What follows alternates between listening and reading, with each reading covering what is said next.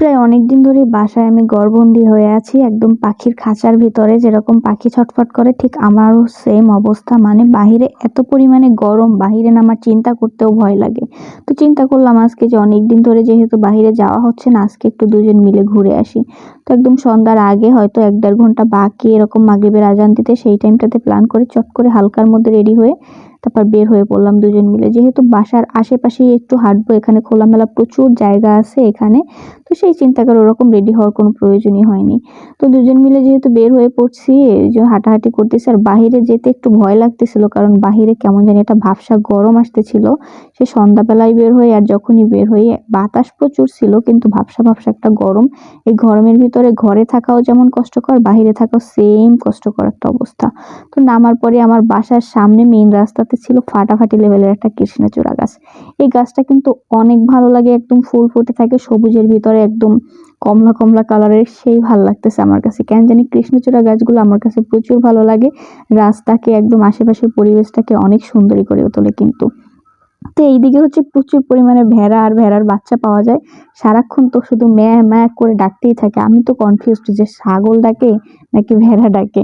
তো প্রচুর পরিমাণে এখানে ভেড়ার বাচ্চা। তো দেখুন নিচে নামার পরে দেখতেছি সূর্য মামা ডুইবা যাইতেছে এরকম একটা অবস্থা।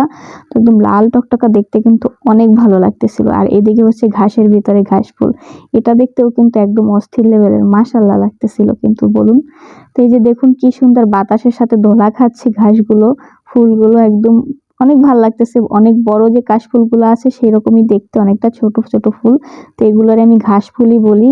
কাশফুল একটা জিনিস আমার কাছে মনে হয়, আর ঘাস ফুল আরেকটা জিনিস। তো এই যে দেখুন সূর্য মামাটাকেও কত কিউট লাগতেছিল, তাই না? আমার কাছে প্রচুর ভালো লাগতেছে সূর্যটা দেখতে। একদম যখন সূর্যের পাশ থেকে দুই একটা পাখি উড়ে যায়, ওই সিনটা আরো নিতে ভালো লাগতেছে বেশি। একদম লাল টকটকা সূর্যটা ডুবে যাবে যাবে এরকম একটা অবস্থা। তো আমি সূর্য মামারে অনেকবার ডাকাডাকি করছিলাম, সূর্য মামা মানে পাত্তাই দেয় না। যাই হোক, পাত্তা না দিলে কি করার আছে, সূর্য মামার এখন প্রচুর পরিমাণে ভাব, সে প্রচুর লেভেলের হট হয়ে আছে বইলা কথা। সে কি আর কেউ পাত্তা দিবে বলেন? তো এই যে মারাত্মক লেভেলের গরমের ভিতরেও মাইয়া পোলায় যে ফুটবল ক্রিকেট খেলা একদমই ছাড়তেছে না। তো আপনাদের ভাইয়া প্রচুর ব্যস্ত, ফোনে কথা বলতেছে। তো আমি বললাম একটু হাতটা দাও, দুই একটা ভিডিও টিডিও করে। সে আমারে হাতটা দিয়ে সে আবার কথা বলায় ব্যস্ত। মানে হাত চাইছি, হাত দিছে, হাত দিয়ে কি করতেছি না করতেছি ডোন্ট কেয়ার। তো যাই হোক, কতক্ষণ ধইরা থাইকা আর একা একা কি ভিডিও করব, ছাইরা দিছি। এরপর আবার দেখলাম উপর থেকে প্লেন যাইতেছে। তো বললাম প্লেন আমারে নিয়ে যাও নিয়ে যাও, প্লেনও আমার পাত্তা দিল না, বুঝি না কেউ পাত্তা দেয় না। আর এদিকে দেখেন সূর্য মামা লুকাই আছে গাছের পিছনে। তো গরমের ভিতরেও ঘামাইয়া গেছি, যদিও সূর্য ডুবতেছে বাতাস আছে, তারপরেও কেমন জানি ভিজা যাইতেছে যাইতেছে একটা অবস্থা, ভাবসা ভাবসা গরম। তারপরেও এরকম সুন্দর সুন্দর দৃশ্য দেখতে কিন্তু ভালোই লাগে। তো একা একা হাঁটতেছি, তাকাইয়ে দেখি আপনাদের ভাইয়া কত দূরে চইলা গেছে ফোনে কথা বলার তালে তালে। আর এদিকে যে বেচারি বউ পিছনে পইরা আছে, তার কোনো খেয়ালই নাই, বউয়ের প্রতি চিন্তা করেন। তো সে কথা বলতেছে, কিন্তু করলাম যেহেতু কথা বলা ব্যস্ত আছে, তার সাথে পা মিলাই মিলাই হাইটা হাইটা একটু ভিডিও করি। তো এইদিকে দেখলাম কতগুলা গরু। তো গরুগুলো দেখে আমার ভালো লাগতেছিল, একটু ভিডিও টিডিও করতেছিলাম। এদিকে দেখি পিছন থেকে একটা গরু ওইটা আমার পাশ থেকে যাইতেছে। আমি তো ভয় পাইছিলাম। পরে আপনাদের ভাইয়া বললো কিছু বলবে না গরুগুলা। গরুর বাচ্চাটা কিন্তু কিউট ছিল, তাই না? আপনাদের কার কার ভালো লাগছে একটু কমেন্ট করে জানাবেন। তো এই দিক দিয়ে চিন্তা করলাম বাসায় চলে যাই। তখন বাসায় চলে যাওয়ার রাস্তায় যে ঢুকলাম, তখন দেখি আবার দুইটা কিউট কিউট বিড়ালের বাচ্চা। তো এখানে মানে এই রাস্তাটাতে আমি আরো দুই একবার এসেছি, তখন ওই বিড়ালের বাচ্চা দুইটা ছিল, কিন্তু আমার মনেই ছিল না যে ওদের জন্য কিছু আনার দরকার।